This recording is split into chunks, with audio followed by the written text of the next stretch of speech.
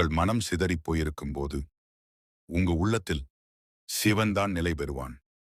நீங்க உடைஞ்சு விட்டீர்கள் என்று நினைப்பது தவறு. உண்மையில் சிவன் உங்களை மறுபடியும் உருவாக்கிக் கொண்டிருக்கிறான். நீங்களே பாருங்கள். ஒரு மண் கலைஞன் ஒரு பானையை வடிக்கும்போது அது சீராக இல்லை என்றால் அதை உடைத்து அதை மீண்டும் வடிப்பான். அந்த உடைப்பு தண்டனை அல்ல, அது ஒரு புதிய வடிவத்திற்கான தயாரிப்பு. அதே போல உங்க வாழ்க்கையில் நடந்த இந்த உடைப்பு, இந்த துரோகம், இந்த மனநோவு, இவை தண்டனைகள் அல்ல. இவை உங்களை புதிய வாழ்க்கைக்கு தயாரிக்கும் செயல்கள். சிவன் உங்கள் அருகில் நின்று நிம்மதி கொடுக்கிறான்.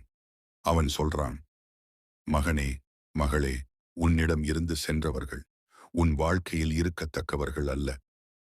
உன்னை காயப்படுத்தியவர்கள், உன் வாழ்க்கையை அழிக்க முடியாதவர்கள். உன்னோட உண்மையான பயணம் இப்போதுதான் துவங்குகிறது.